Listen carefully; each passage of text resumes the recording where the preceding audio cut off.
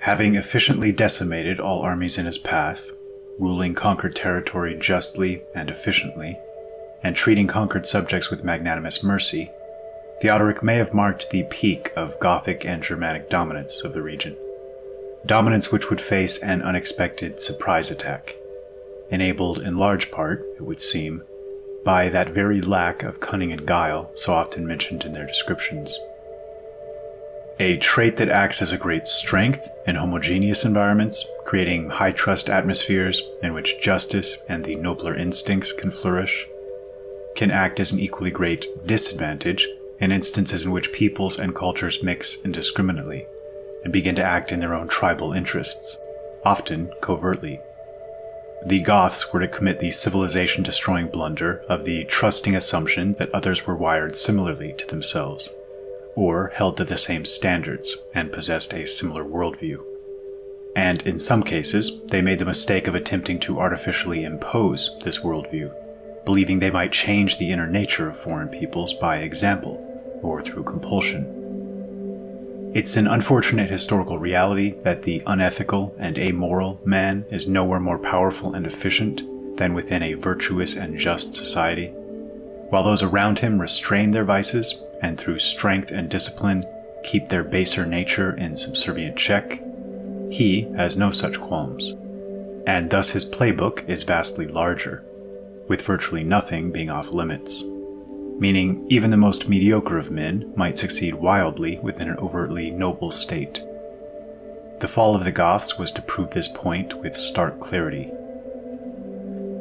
In the final period of Theodoric's life, he began to suspect treachery and treason from several parties closest to him, and in the period afterward, in his last 3 years, many accounts speak of such a sudden and marked decline of physical and mental health that some suspected foul play, with several voicing openly that he'd been slowly poisoned.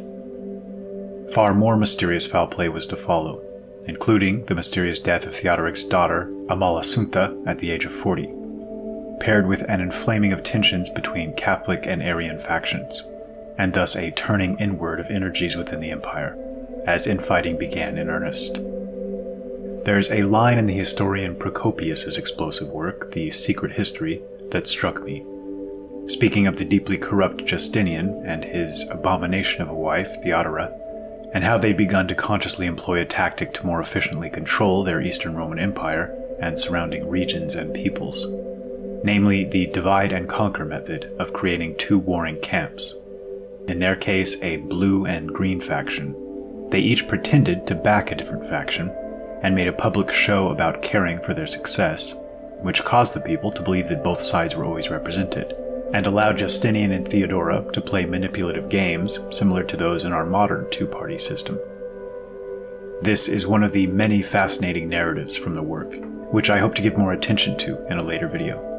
But I mention this here to illustrate a new phenomenon of deceptive politics and artifice that began to dominate in this age. At this stage in history, we began to see the first battles between entirely Gothic and entirely non-Gothic armies, conflicts that act as a lasting testament against the absurdity of the Roman supremacy mythos, at least as far as late Rome is concerned.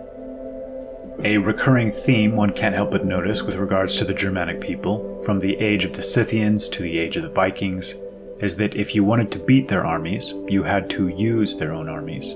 In other words, to find some means of carefully playing them off against one another, or making use of rogue mercenaries.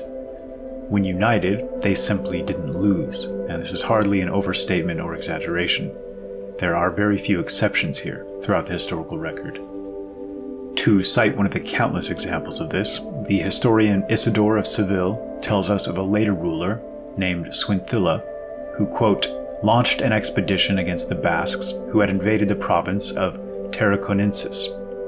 There the mountain peoples were struck with such terror at his coming that they immediately threw down their weapons and freed their hands for prayer, submitting their necks to him as suppliants and giving him hostages, as if aware of his rightful jurisdiction.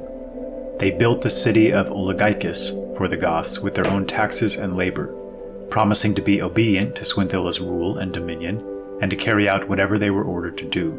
End quote. But the foremost foe of the Goths, of course, were the now angry and embittered remnants of Rome. Justinian, mentioned a moment ago as a deeply suspect character, began to launch aggressive attempts to stamp out Gothic supremacy. He was met by a brick wall, a man named Totila, another truly exceptional figure, virtually unknown to history, perhaps in part because he's such a profound testament to the merit and noble nature of the Goths.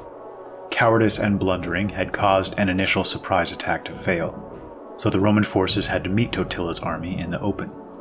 As Bradley states, quote, "Although the Goths had only 5,000 men, while the Romans had 12,000, Totila was victorious. The imperial army was completely dispersed, with a great loss in both slain and in prisoners." Another battle in the valley of Musilla had a similar ending, and Totila led his army into the south, capturing one city after another, and making the farmers pay into his treasury both the rents due to their landlords and the taxes that were due to the emperor. In other respects, however, he treated the people with so much kindness that he won a great deal of goodwill from those who had suffered from the lawless behavior of the Roman armies. End quote. Justinian then sent a considerable land and sea fleet, certain this would be enough to do the trick.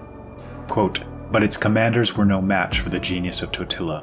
Their fleet was defeated, and the most important leader of the expedition, Demetrius, was paraded in front of the walls with a halter around his neck, and made to harangue the garrison and its citizens in order to persuade them to surrender. The Gothic king himself also made a speech to the besieged, promising that if they would yield, neither soldier nor citizen should be any the worse for their submission."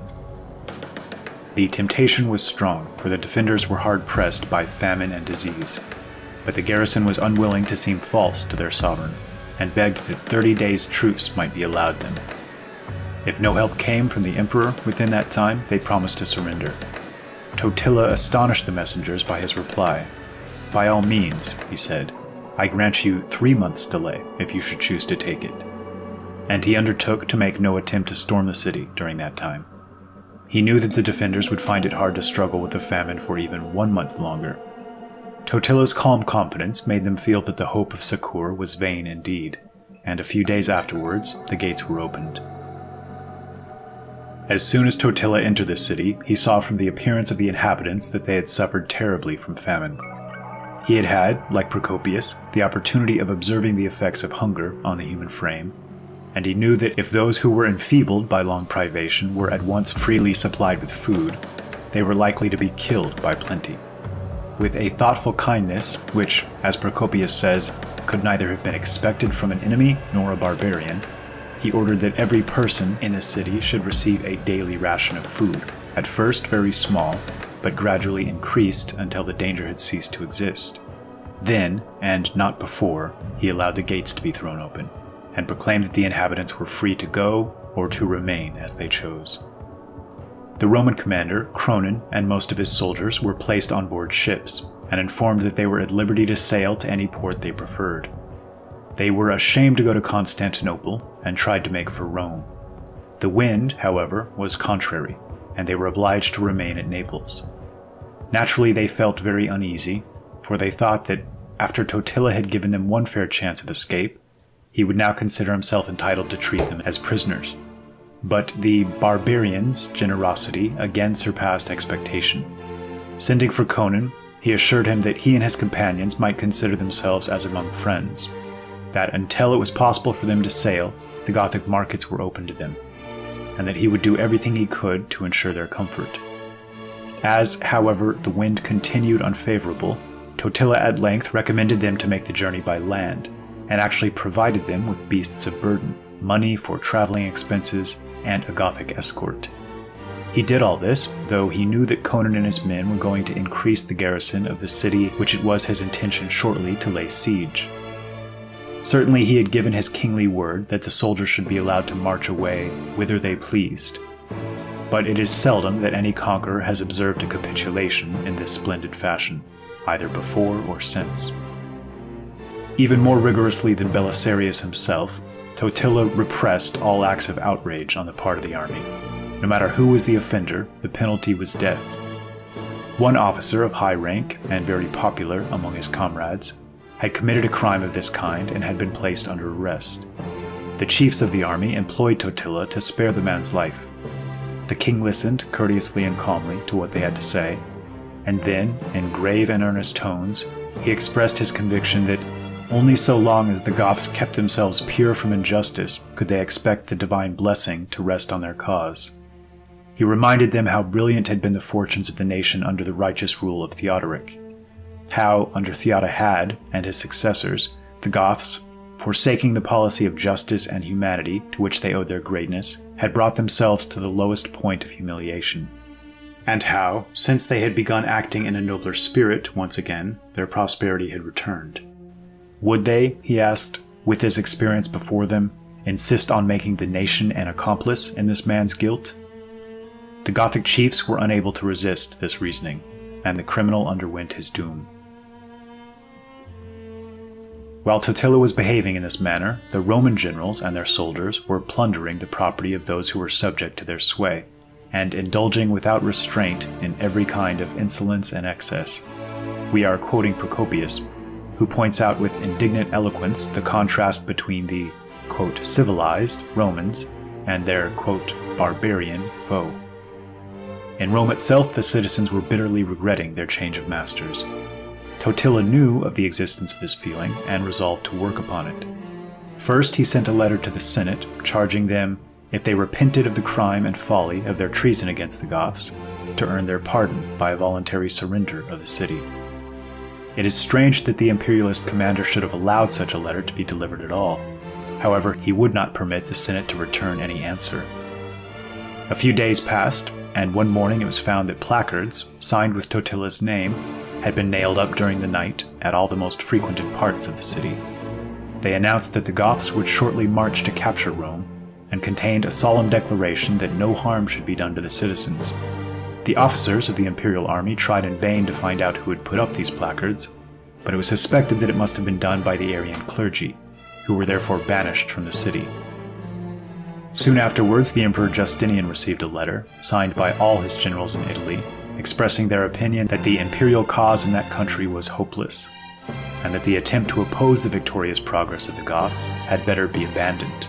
End quote. In coming battles, great numbers would desert to Totila, and an incredible series of total victories would follow, with yet another siege of Rome, more starvation due to Roman stubbornness in accepting Totila's terms, until on December 17th, 546 AD, the Goths once again marched through the gates, this time to the sight of the imperial army scattering in every direction.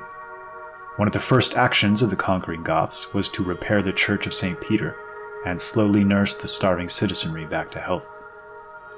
Quote, on the following day, Totila harangued his soldiers on his favorite theme, the importance of justice and mercy, as their only hope of obtaining the blessing of God on their cause. Soon afterwards, he sent Pelagius to Constantinople with other envoys to ask Justinian to agree to terms of peace.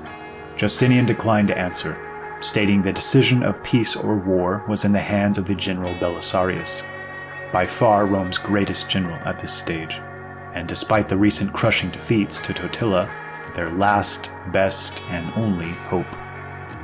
Quote, but we do not find that Totila attempted to open negotiations with Belisarius. Probably he knew too well the iron resolution of his great antagonist to entertain any hope of success. End quote. Justinian's stubbornness both exasperated and angered Totila, finally pushing past his red line. Quote, he determined to take his revenge on Rome, to burn down its magnificent buildings, and to, quote, turn the city into a sheep pasture. Perhaps he really would have disgraced his glorious career by this barbarous deed. But when Belisarius heard of this intention, he sent a letter to the Gothic king, asking him this pointed question: do you choose to appear in history branded as the destroyer of the noblest city in the world, or honored as its preserver? The messengers who bore the letter reported that Totila read it over many times, as if he was learning it by heart. After deep consideration, he returned to Belisarius the assurance that Rome should be spared. The incident is honorable alike to each of the two men. Now that the long siege was over, Totila was able to turn his attention to other parts of his kingdom, which had been suffering the ravages of the imperial armies. He came to the strange resolve of abandoning Rome altogether, destroying a large part of the walls so that it could no longer be available to the enemy as a fortress. He caused the senators to accompany him on his march, and sent the scanty remnants of the citizens, with their wives and children, away to Campania. Many strange things have happened in the history of Rome, but surely one of the strangest of all is that this vast city, with all its noble buildings still uninjured, could have remained for many weeks without any inhabitants." End quote. Amusingly, Belisarius was to slip right back into Rome and hastily rebuild its defenses. The Goths would be back to take it yet again shortly after. As they did so, quote, "There was, however, one brave officer amongst the besieged, Paul of Cilicia, who with 400 men took refuge in the fortress tomb of Hadrian, and prepared it to hold against all attacks. But the Goths were wiser than to attempt an assault.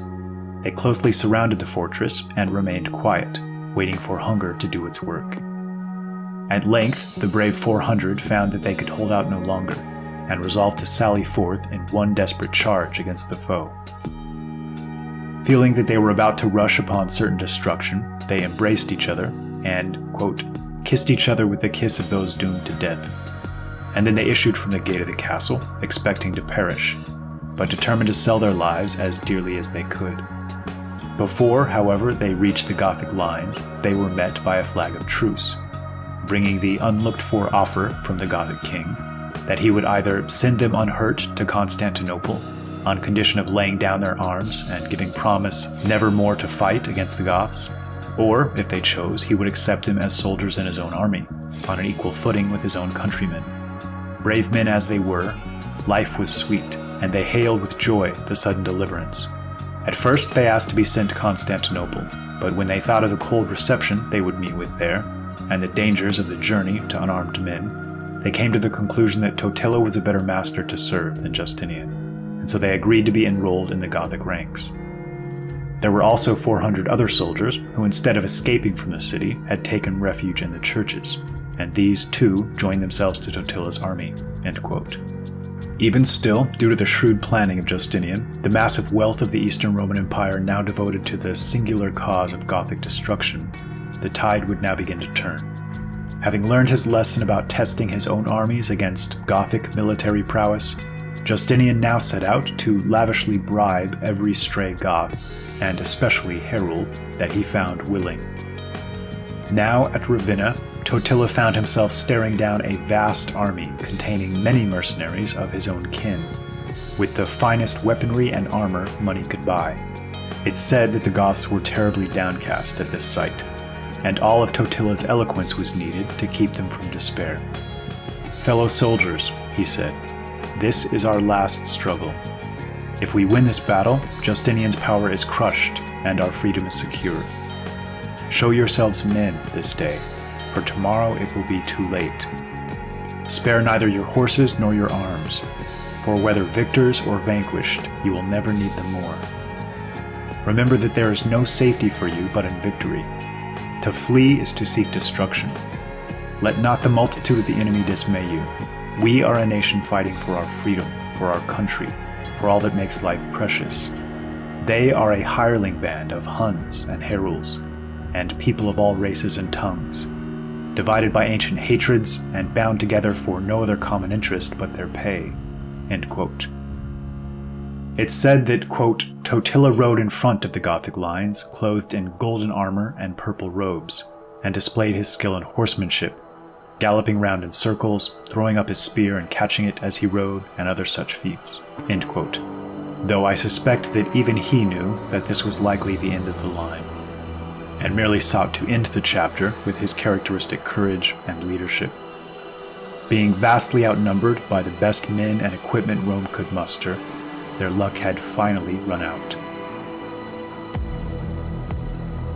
After the brutal fight was over, the king of the Goths was making his escape from the battlefield, accompanied by 2 or 3 of his faithful friends, when Aspad, the chief of the Gepids, rushed at him with his lance, not knowing in the darkness who he was. One of the Goths indignantly exclaimed, "Dog, would you kill your own master?" Aspad knew then whom he was attacking, and thrust at Totila with all his strength, but himself fell wounded immediately after. The Goths carried their master as far as Caprae, a village 7 miles away, where he shortly afterwards breathed his last. After the disaster of Tadino, the remnant of the Gothic army retired into northern Italy, and there Teia was chosen king of the Goths. Having been betrayed and now finding themselves starving, sending away their horses, they suddenly rushed on foot upon the astonished Romans. The battle that ensued was terrible. Not one of Homer's heroes, says Procopius, ever performed greater miracles of valor than did Teia on that day. After fighting for many hours in front of his army, he called to the armor-bearer to change his shield, which was heavy with the weight of 12 broken spears. Left for a moment unprotected, he was pierced in the breast by a spear. So fell the last Gothic king of Italy. The Romans cut off his head and displayed it on a pole to encourage their own soldiers and to dismay their enemies. But even the loss of their king was ineffectual to abate the desperate fury of the Goths. They fought on until the fall of night, and at daybreak they renewed the struggle, which continued till darkness again compelled them to pause. On the third morning, worn out with fatigue and hunger, they felt that it was impossible for them to fight any longer. Their leaders sent ambassadors to Narses to treat for peace. But even then, they would not humble themselves to become the subjects of Justinian. All they would promise was that they would never again bear arms against the empire, and this only on condition of being allowed an unmolested passage out of Italy, and of receiving money for expenses for their journey. The Roman generals held a council to discuss this proposal. They had had such terrible experience of the desperate valor of the Goths that they decided to accept the conditions. Consider for a moment just how incredible this situation was. A greatly outnumbered, defeated, kingless, and war-weary people, short on supplies and with inferior equipment, still refusing to bend the knee to the Eastern Emperor, and in fact making demands that were subsequently agreed to. This was the power of Gothic prestige and reputation. The Roman generals knew full well that the Goths would fight to the last man if need be, and the resulting slaughter would be terrible. Regardless, with the help of the brilliant generalship of Belisarius, Justinian had won the day. The Ostrogoths were defeated. Thus we now move west to the Visigoths and Spain. Sigebut marks one of the last Gothic leaders worthy of the name, and one of the last to hold to the Gothic law that their leader be descended from pure Gothic blood. He was reputed to be a scholar, a brilliant general, magnanimous and just, and one who labored actively for the betterment of his people. Quote, Sigebut, who was chosen king in 612, was a man about whom we would be glad to know more. He was a successful general, and his victories compelled the Greeks to surrender nearly all of their possessions in Spain. Like the Gothic heroes of older days, Theodoric and Totila, he was distinguished for humanity towards the conquered. Many of the Greek prisoners had been sold into slavery by their Gothic captors, and the king purchased their freedom at his own cost. He was also a scholar, and a generous patron of such learning as existed in the Spain of his day. Unhappily, it has to be added that he was the first Gothic king who ever persecuted the Jews. End quote. There's a stray line in Isidore's historical account that hints Sigebut may have met a similar fate to so many other Gothic leaders and nobles during this time period. Quote, some claim that he died a natural death, others that he died as a result of an overdose of some medication. End quote. Men who formerly lived to very ripe old ages now began dying in the prime of their lives. And not just kings and leaders, but several of their sons and daughters of the royal line as well. It was in this era that the marketplace gained in prominence and importance, and with it, the practice of usury. Banned by all Christian peoples as the greatest of evils, but practiced with enthusiasm by others. This, inevitably, helped kickstart the amassing of great fortunes in short order. With regards to the Jewish population in their midst, Gothic leaders from Theodoric forward had attempted several seemingly desperate means and methods of integrating them, from mandatory conversions for those who wished to remain in Gothic lands, to passing laws against various, quote, heresies meant to encourage their exit. Unwilling to part with their prosperous conditions, these only had the effect of pushing Jewish religion and culture underground, And although many were to technically convert to Gothic Christianity, to retain their homes and positions and wealth, the naive Gothic aristocracy failed to comprehend that a people might be willing to do this in a purely utilitarian and surface-level manner, maintaining a public front for appearances, but as Bradley put it, continuing in the secrecy of their homes to practice Jewish ritual and to teach their children to curse the Goths. It was as if they couldn't fathom that a people might be lying in this highest and most important of all issues, and this was to be a cultural difference that would cost them dearly. Amidst all of the scheming and court intrigue, something mysterious occurs, something not fully understood or explained to this very day. In October of 680, the Gothic king Wamba, likely the very last king of pure Gothic descent, and a man so unwilling to take the crown that he had to be forced at sword point by his dukes, was found unconscious in the palace. Strangely, steps were taken to immediately dress him in monk's robes, which thereby legally disqualified him from holding the kingship any longer, based on a recently written obscure rule. Perhaps to the dismay of those around him, Wamba recovered, and in fact, many believe he'd been poisoned. But any protests on his part would have been in vain. A disreputable scoundrel, the first of many, was lifted up in his place by a Julian of Toledo, whom many believe to be the new king's handler of sorts. A man by the name of Ervig, this new leader was Gothic only on his mother's side by adoption, a flagrant disregard of ancient Gothic law. And thus, as Ervig immediately set about reversing all of the thoughtful improvements instituted by Wamba, everything now began to unravel in earnest. Beset on all sides by Roman Catholic, Jewish, and Saracen interests beginning to jockey for land, power, and wealth, the Goths' battles would now largely be fought on unfamiliar and uncomfortable terrain, namely the halls and recesses of palaces and courts and city streets, via that more modern sort of manipulation and political maneuvering that's become so popular in our own day. The tension with the Jews, especially, began to spiral out of control.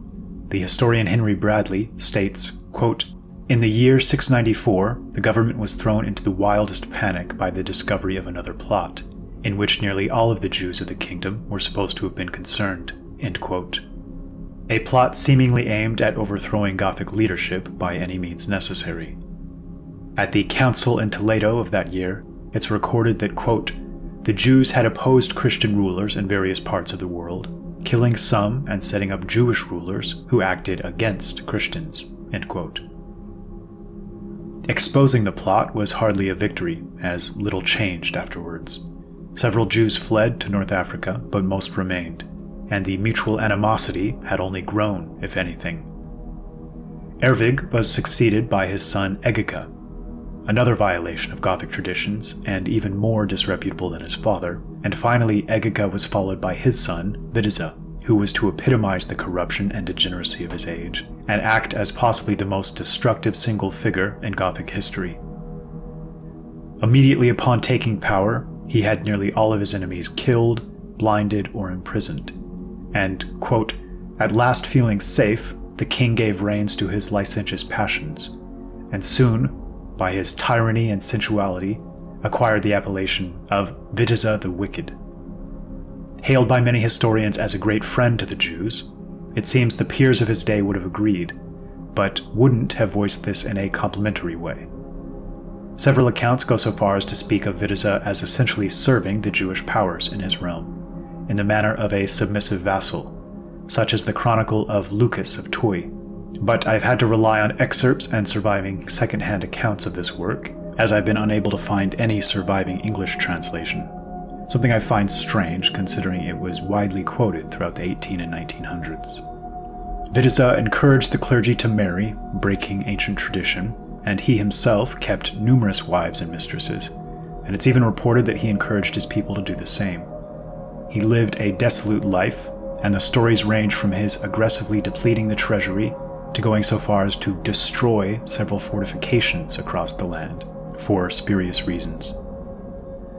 He seems to have nearly inverted the power structure, freeing from prison and forgiving the debts of those who were formerly considered the worst, and heaping brutal punishments on many formerly without blemish to their name.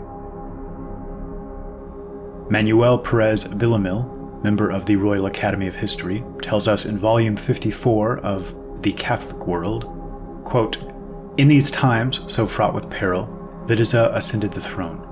Not content, as a chronicle expresses it, with provoking the ire of God by his vices, he placed himself in the hands of the Jews, who in a very short time reached a preponderance in Spain greater than ever before. It will suffice to say that the new monarch ordered the canons and laws directed against the Jews during preceding reigns to be repealed, and raised to high positions many descendants of that prescribed race. The Jews, having in short time acquired a really dangerous preponderance, improved to their advantage every opportunity favorable to their purpose which came in their way, and doubtless laying new plans for revenge, prepared themselves secretly to retaliate for the wrongs undergone by them under the Visigothic rule. Chroniclers as truthful and reliable as the great prince Don Alfonso III, John of Baclara, the monk of Silos, and others besides, relate that Witiza leveled to the ground all of the strongholds of the realm, with the exception of 3 only, and ordered all of the weapons of warfare to be burned. Were these measures taken in compliance with malevolent suggestions from his own new counselors? Everything seems to indicate this." End quote. Though I'm not sure I agree with their framing, Wikipedia attempts to paint him as an oblivious bumbler. Quote, "Using secret orders, he demolished castles that he feared could be used by future internal enemies, oblivious to the possibility that he was weakening the kingdom's defenses against foreign invaders. And at court, inspired by the custom of Muslim rulers, he, quote, indulged in a plurality of wives and concubines, encouraging his subjects to do the same." End quote. We still know very little about this man, his origins and his family and his reign.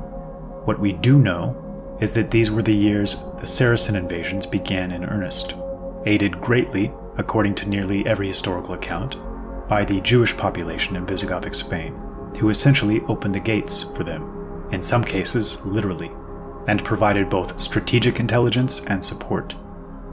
What follows is a series of suspiciously well-timed attacks against Visigothic Spain, and as each town fell, the Muslim invaders would transfer the city to the local Jewish element, which allowed the army to march onward with their entire force to repeat the process, as opposed to garrisoning their own troops. Volume 54 of The Catholic World goes on to state, quote, "That the Jews took part in these events may have been inferred from our narrative so far, but we will add that during the short time the rebellion lasted, Gothic Gaul was overrun by Jews who, casting aside their dissimulation, declared themselves openly in favor of the rebels, going to the length of joining them in taking up arms, which shows that they founded hopes on the success of the conspiracy." End quote. In fact, even the Arab chroniclers attest that strong fortresses and important cities, in which the Jewish race was prominent by numbers and wealth, and which undoubtedly would have cost Tarik's forces a great expenditure of blood to get possession of, were surrendered to him by the Jews, to whom they were afterwards given in charge to guard, and who fraternized with the African invaders. But the clearest evidence of perfidy and conspiracy appears in the capture of Toledo, which Bomba had fortified with towers, and which from its strong position was impregnable. Let us look up the records of the renowned chronicler Queen Berenguela, Bishop Don Lucas of Tuy. He relates that in the year 715, the Visigothic capital, Toledo, having been invested by the Arab commander Tariq bin Zayad, the Christian inhabitants of the city went out on Palm Sunday to the near-at-hand Basilica of Saint Leocadia to celebrate therein the Passion of our Lord. The Jews, taking advantage of their absence, delivered over the seat of government of Leovigildo and Ricaredo to the besiegers, the Christians having been massacred partly in the plain and partly in the basilica itself. All the historians of Toledo, inclusive of the venerable Archbishop Don Rodrigo Jimenez de Rada, in his Latin and Spanish chronicles, agree in this statement of facts. In view of these facts, writes Amador de los Rios, there can be no doubt that there existed between these two peoples, the Arab and the Jewish, a certain kind of combination and concerted action, which seems to proceed from secret sympathies and understandings, if not from former pacts and alliances.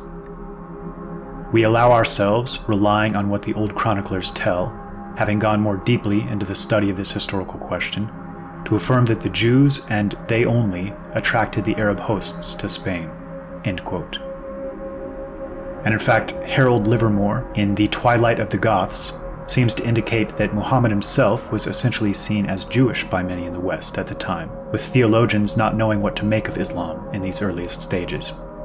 Finally, the Jewish Encyclopedia also states, quote, "It remains a fact that the Jews, either directly or through their co-religionists in Africa, encouraged the Mohammedans to conquer Spain, and that they greeted them as their deliverers. After the Battle of Jerez, in which African Jews fought bravely under Kala al-Yahidi, and in which the last Gothic king, Rodrigo, and his nobles were slain, the conquerors Musa and Tariq were everywhere victorious. The conquered cities Cordova, Malaga, Granada, Seville, and Toledo were placed in the charge of the Jewish inhabitants, who had been armed by the Arabs." End quote. Although modern historians are currently working overtime to portray this period as a rebirth, and the so-called Andalusian Empire as a bastion of tolerance and learning and enlightenment, those who lived through the period, especially the transition, seem to tell a polar opposite story. A great example of this being the compelling work by Dario Fernandez Morora called The Myth of Andalusian Paradise. The stories of this carnage and atrocity are almost unbelievable, and the majority of such tales have certainly been lost forever.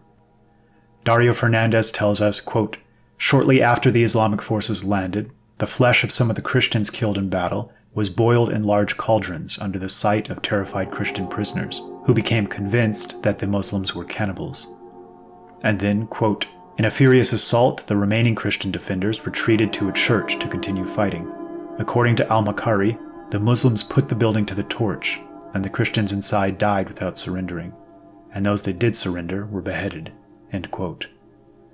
For Roman, Greek, and Goth, the holy places were sites of refuge, respected even in times of brutal war. Such actions would have been jarring. Having recently burned the Library of Alexandria in 642, and even made an attempt to destroy the pyramids, the Muslim armies that rampaged through Europe seemed especially eager to destroy churches, loot all valuable treasures, and kidnap massive numbers of females for sexual slavery, renaming towns and monuments and roads as they went. They promptly destroyed a Gothic bridge, one of the finest in all of Europe, and tore down a gigantic bronze statue in Cadiz, thinking it was made of gold. And it was in this same period that the famed Colossus was procured by a Jewish Syrian trader and promptly melted down for scrap metal. The historical work, the Chronicle of 754, speaks powerfully of the fall of Spain. Quote, "Who can relate such perils? Who can enumerate such grievous disasters? Even if every limb were transformed into a tongue, it would be beyond human capability to express the ruin of Spain and its many and great evils." End quote. The fleeing Visigothic nobles, unable to travel quickly with their immense treasures of accrued generational wealth, lost virtually everything, and had to hastily bury much of the rest. Quote, "We have magnificent Visigothic religious treasures found buried along the routes leading from southern Spain to the north," Dario Fernandez's book tells us. And Arabs were to come across stashes of emeralds and rubies, quote, "in such abundance as no man had seen before, and were stunned." The Jews also saw a swift rise in their economic state, being now able to revitalize and monopolize their trade in silk and slaves, and no doubt receiving their share of the treasures of their former rulers and neighbors. The sons of Witiza, who are otherwise unknown, are made out by the Chronicle of Alfonso III to be traitors who helped deliver Hispania to the Moors, a fact which seems to remove any lingering historical doubt as to whether Witiza himself was an honest actor. The last bastion of Gothic power had been subverted and destroyed. It was as if all the world had conspired against them in a cruel twist of fate, most of the facts of which had gone unspoken to this very day. Being stripped of their defenses and weaponry by their own corrupt ruler, subsequently stripped of scepter, throne, and treasure, and now stripped of their lands. A man named Pelagius, and many nobles, held out in a series of heroic battles in the mountains of the Asturias, a movement that would plant the seeds that would later grow into the famed Reconquista, as Christians fought to regain their homeland. Henry Bradley tells us, quote, "The Christians of the Asturias maintained their independence under a succession of Gothic chiefs, to whom the later kings of Spain were proud to trace their ancestry. In all the uprisings of the Christians against the Moors, and in the last great struggle, which ended in the overthrow of the infidel rule, men with Gothic names appear as leaders and champions. But for the Gothic element in the Spanish people, the chivalry of Castile would never have been, and Spain might even yet have remained under Mohammedan rule. To this day, the noble families of Spain boast, if not always with reason, of the purity of their Gothic blood." End quote. In fact, the surnames Gomez, Fernandez, Gonzalez, Rodriguez, and several others all harken back directly to the Gothic root. And of course, though their royal lines were fractured and their name and empire destroyed, the Goths themselves lived on, leaving a significant genetic and cultural imprint all throughout the West, including in Italy, France, and Spain. Yet, in another strange twist of fate, a far-flung, isolated, and forgotten remnant of Gothic culture may have remained largely untouched up until very recently. Henry Bradley continues, quote, "For the last traces of the Goths as a separate people, speaking their own language, we must, however, look not to Spain, but far away to the east of Europe. At the end of the 4th century, when the empire of Ermanaric fell under the yoke of the Huns, a small remnant of the Ostrogoths found shelter from the savage invaders in the Crimea, and in this remote corner of Europe they preserved their existence as a nation for more than 1,000 years. Early in the 5th century, they were converted to Catholic Christianity, and their bishops long continued to take part in the general councils of the Church. In the year 1562, a traveler from Belgium named Busbeck met with 2 ambassadors sent by this little nation to Constantinople, and wrote down a long list of words belonging to their language. Of course, many of these words were greatly corrupted, and some of them are not Gothic at all, but borrowed from the languages of surrounding nations. But still, the list makes it quite clear that the language spoken by this Crimean people must originally have been the same with that used by Wulfila in his translation of the Bible. Nearly 200 years later, about 1750, a charitable Jesuit of Vienna, named Mondorf, ransomed a prisoner from the Turkish galleys and learned from him that he came from the Crimea, and that his native language bore some resemblance to German. It is possible that Mondorf was not mistaken, and, strange as it seems to think of it, that the language of Wulfila was actually surviving in some corrupted shape, only a century and a half ago. Mondorf's ransomed captive knew nothing about Christianity, but said that his countrymen worshipped an ancient tree. Until the 18th century, the Crimea was still called Gothia. End quote. Towards the end of the era of Gothic dominance, though besieged on all sides by varied, though likely conspiring, foes, they still displayed a courage and magnanimous nature which remains exceptional throughout history. One of the last Gothic leaders was Sigebet's son, Recared.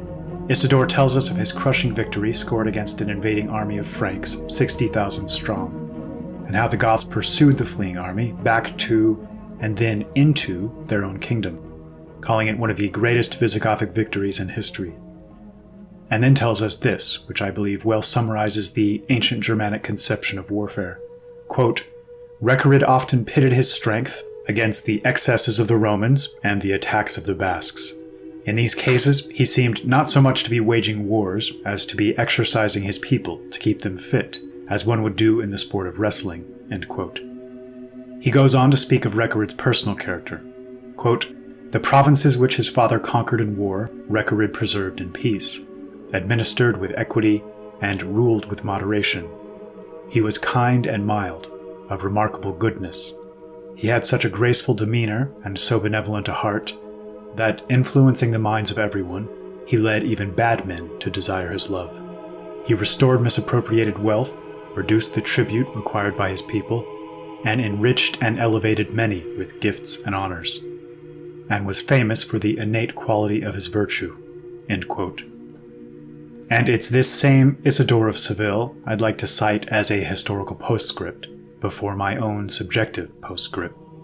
Speaking of the Goths, he tells us, quote, The meaning of their name in our language is tectum, by which is meant strength, and rightly so, for there was never a people on earth that succeeded in exhausting the Roman Empire to such an extent. These were the ones that Alexander himself declared should be avoided, the ones that Pyrrhus feared, the ones that made Caesar shudder. They have been proved to have a common origin with the Scythians. That is why they are not much different in name. With one letter changed and one removed, Getae becomes Scythae. They were inhabitants of the icy peaks of the west, and they lived on the mountain slopes with other peoples.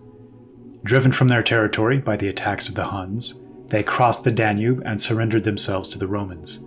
But when they could no longer tolerate their unjust treatment, they took up arms in their wrath, invaded Thrace, devastated Italy, besieged and captured Rome, entered Gaul, and bursting through the Pyrenees, reached Spain, where they established their homeland and dominion. The Goths are agile by nature and quick to understand. They have a strong sense of duty. Robust in bodily strength and lofty in stature, they are impressive in their carriage and demeanor. Skillful with their hands, they are also impervious to wounds. Just as the poet says about them, the Getae despised death while praising the wound. They waged such great wars and had such a reputation for glorious victory that Rome itself, the conqueror of all peoples, submitted to the yoke of captivity and yielded to the Gothic triumphs. The mistress of all nations served them like a handmaid. All of the peoples of Europe feared them. The barriers of the Alps gave way before them. The Vandals, widely known for their own barbarity, were not so much terrified by the presence of the Goths as put to flight by their renown. The Alans were extinguished by the strength of the Goths. The Suevi, too, forced into inaccessible corners of Spain, have now experienced the threat of extermination at the hands of the Goths.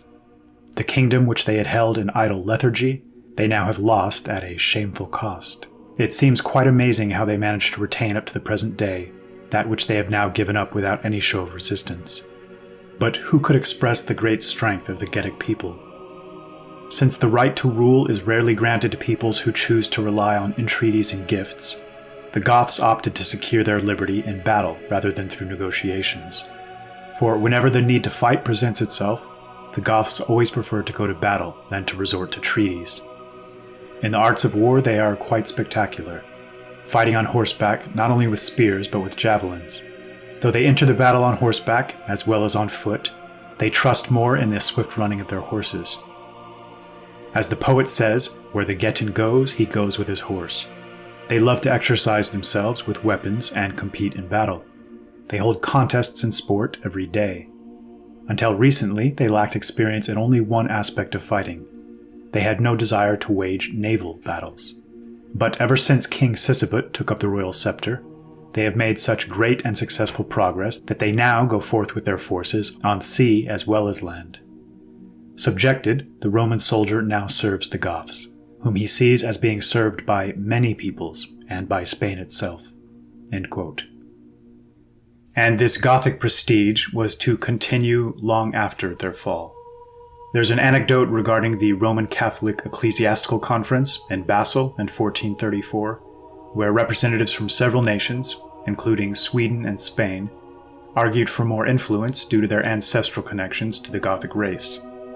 The Swedish representative, Nicholas Ragvaldi, argued that Sweden was the original homeland of the Goths, while the Spanish representative countered that the Spanish Goths more perfectly demonstrated the adventurous Gothic spirit of courage by migrating away from their homeland.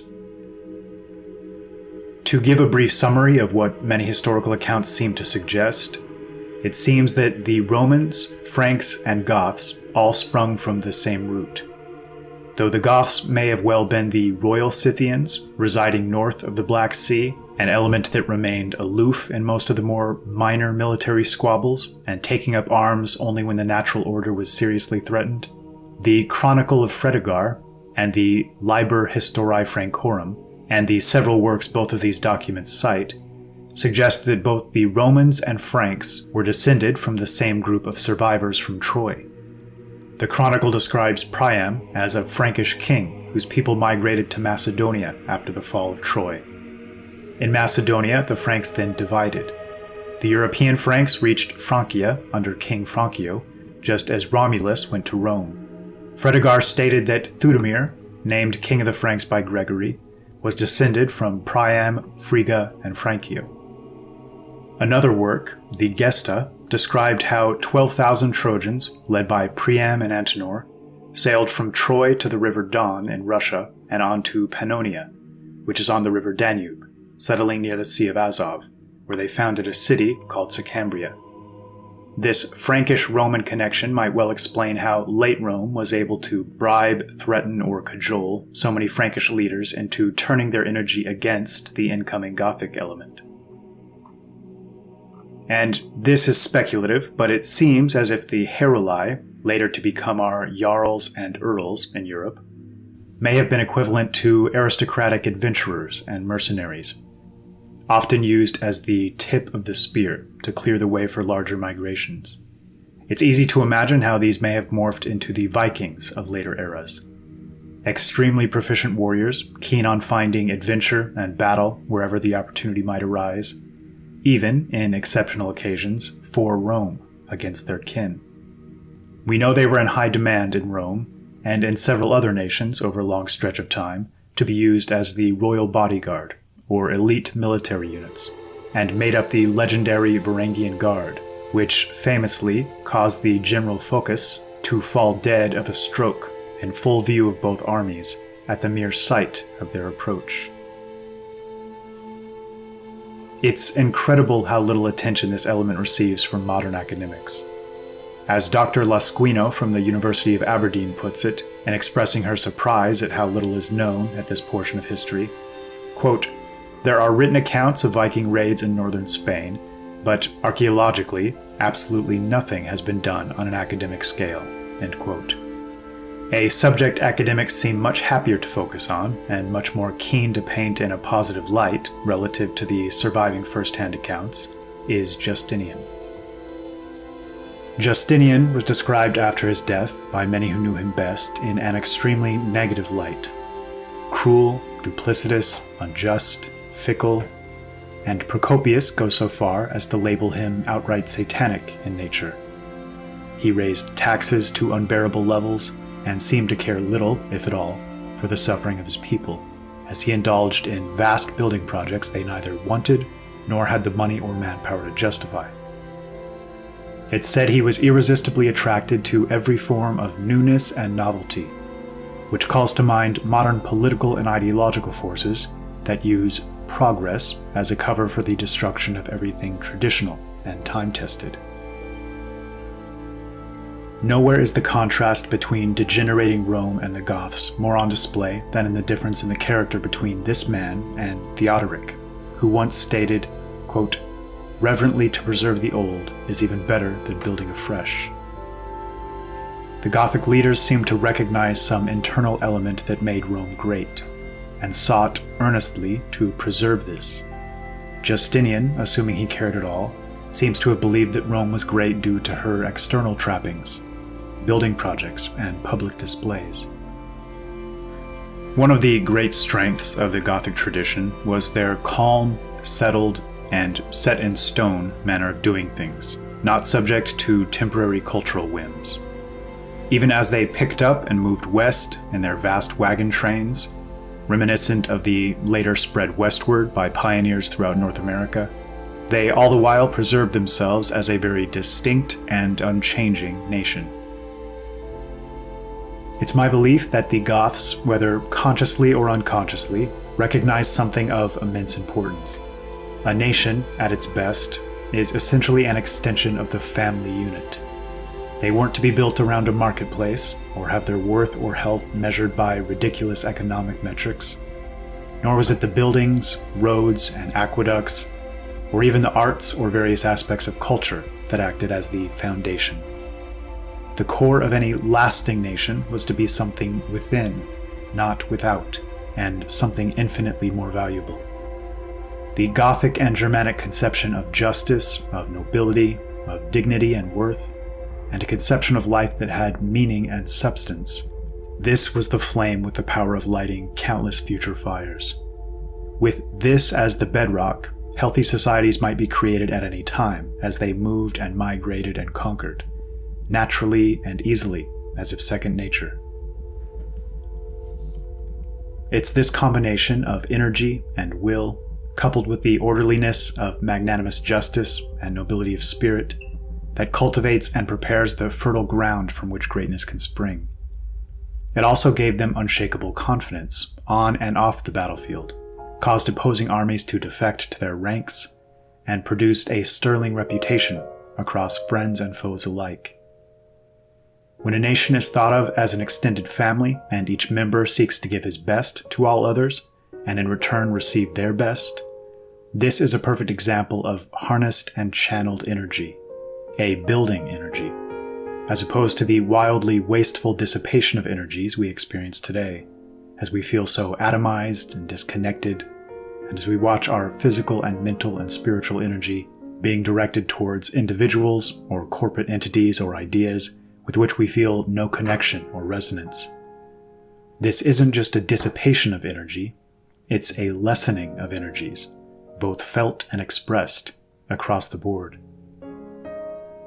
But there's more. Because the body and mind adapt to all that one thinks and does throughout the day, imagine the heightened senses and health of an ancient Goth or Scythian or Spartan or Viking.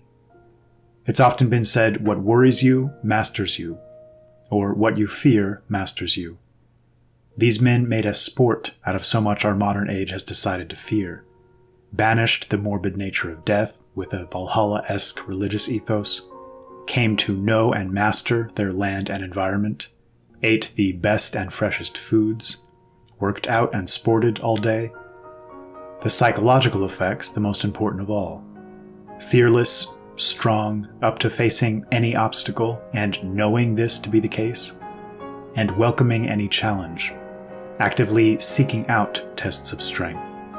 The noble culture they sought to create had no place for bitterness, envy, or smallness. Immersed in nature and God's creation, and using this as their template and guide. I believe all of this caused their mind, body, and soul to be wired differently from modern man's, from their first moments onward. More than once, they picked up everything and moved as an entire nation into the unknown, and met with every challenge along the way. There was no horizon they feared. They knew how to hunt, fish, grow food, raise and breed cattle and horses, set up temporary or permanent housing virtually anywhere at any time, or even live in their wagons for stretches when the situation demanded it. It's difficult to imagine a scenario they wouldn't have felt equal to. And yet, a genuine modesty pervades their words and their history of actions. If alive today and offered an urban existence and every creature comfort known to man, in exchange for being severed from a life amongst kin and familiar culture, divorced from the multitude of skill sets and broad knowledge base on how to live comfortably in virtually any location or situation in the natural world, knowing they'd be made softer and weaker and more dependent by the day, and atop it all, having to perform work duties for which they'd likely feel no passion or deep gratification. Does anyone expect they would take this trade? I remind everyone once again that the Gothic forces were masters of an intact Rome on several occasions, complete with all of its bread and circuses and conveniences, and consciously chose to maintain their way of life, time and time again, seemingly without a second thought. And when finally settling for a period in and around Rome, maintained their own system of justice, their own culture and traditions, passed laws preventing intermarriage, and eagerly sought out the sporting exercise of justified war or adventure. It seems that from their perspective, Rome, towards its end, having been stripped of its natural energy and everything that had once made her great, was more of a stagnant swamp than that conception modern historians increasingly push of an all-powerful multicultural marketplace from which everything civilized sprung. The Germanic element, epitomized by the Goths, weren't ignorant and disheveled barbaric savages, bent on rape and plunder and destruction, but rather the polar opposite. They seemed to seek a restoration of the old order. And based on every first-hand account, Theodoric really did manage to usher in something of a paradise on earth, before corruption and intrigue and chaos managed to claw its way back and win the day.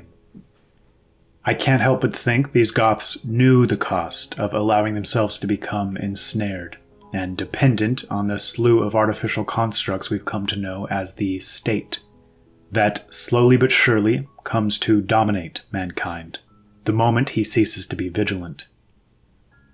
When you forget how to fight, broadly speaking, you come to forget what courage is and why it's important. When you forget how to feed, clothe, and house your family, you forget what personal responsibility and self-sufficiency means. And when you rely on all things to be granted to you from outside sources, you finally forget what it means to be a man. Our age has been divested of this health, and I've come to believe this is largely by design. A capable and self-sufficient man who's worked to master his fears is truly sovereign, truly free. Make demands of him, and they'll likely fall on deaf ears. You can't offer him much, nor can you take much. His opposite type, however, is thrown into chaos at the slightest hiccup in his dependent and domesticated existence. I've been accused once or twice of glorifying the past, and to this I'd respond that yes, that's precisely what I'm doing. According to the most real and meaningful metrics, I can't help but believe we've taken 2 steps backwards to every 1 step forward, in countless ways. I'm reminded of the J.G. Farrell quote, "We look on past ages with condescension as a mere preparation for us.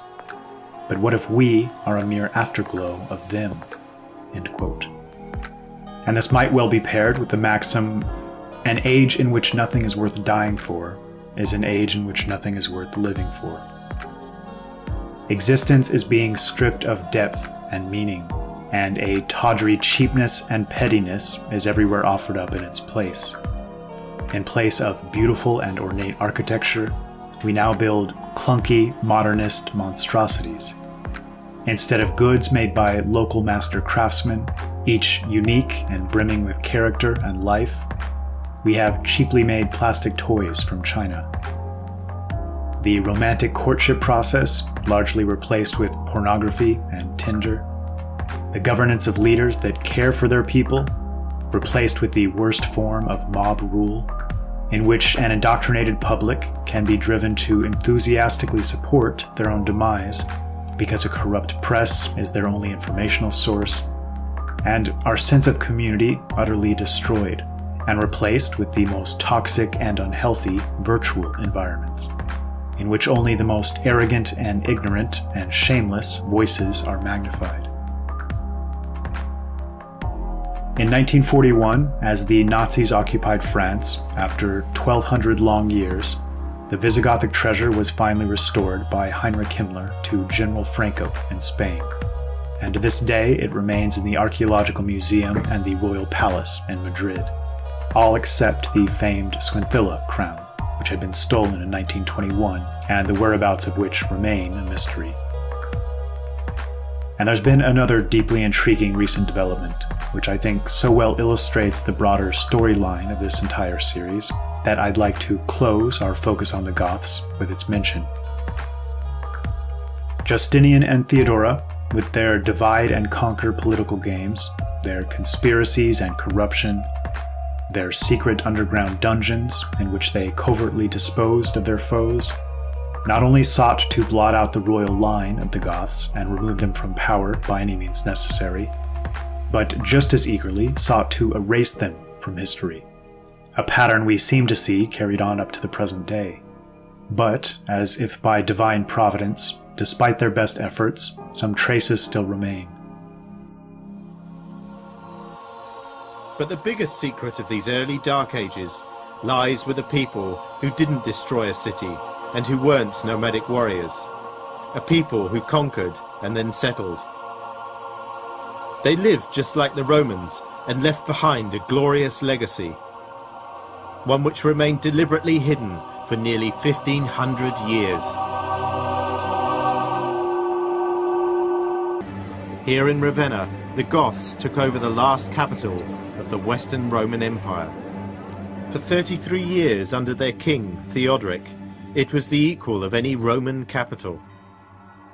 Theodoric renovated and reformed its institutions, improved and enhanced its splendor, and in a few short years created one of the wonders of the age.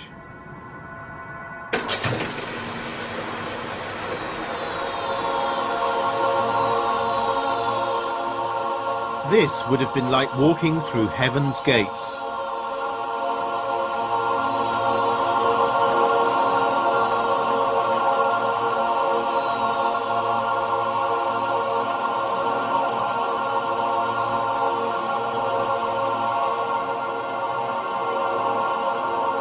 If this had been an age of darkness, then here, without doubt, was a cathedral of light.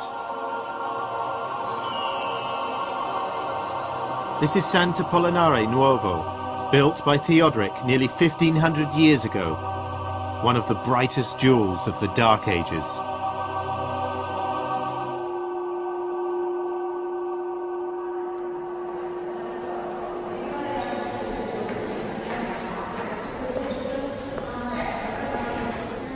I'd like you to look at the mosaics from this position. You can see that the background is shining, is reflecting the light from the windows because it was made of glass cubes and gold cubes, and the robes of the saints are dull, are opaque, because they were made using marble cubes, so as to give the impression of wool, of textiles. These works were commissioned by Theodoric, the Gothic king. Yet most visitors today think they are Roman or Byzantine mosaics.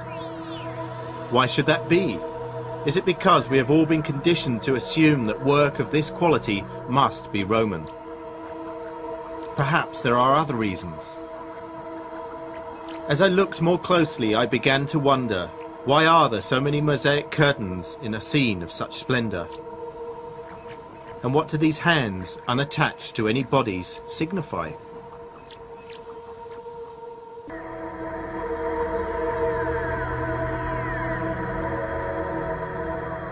In Sant'Apollinare, I wanted to see whether the mystery of the curtains was any clearer.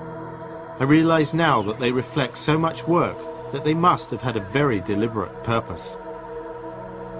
What were they supposed to represent? This part of the mosaic that shows you the royal palace, all this mosaic was made and commissioned by Theodoric.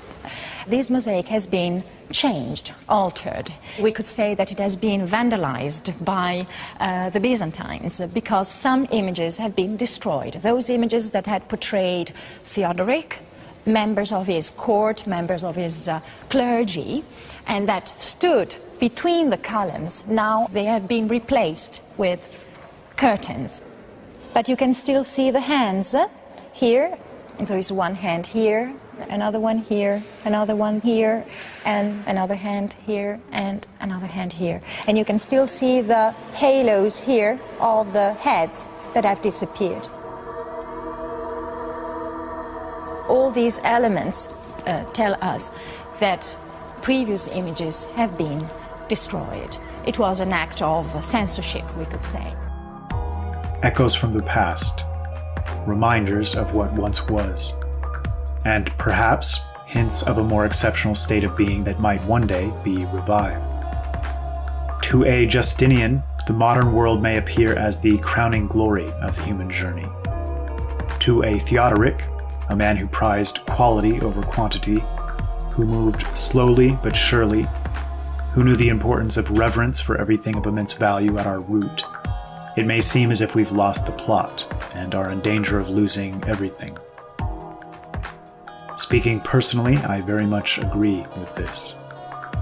The type of justice and order and nobility so well represented by the best of the Gothic element marked a high point in our history, to such an extent that a true understanding might just help provide us a roadmap to those very same peaks.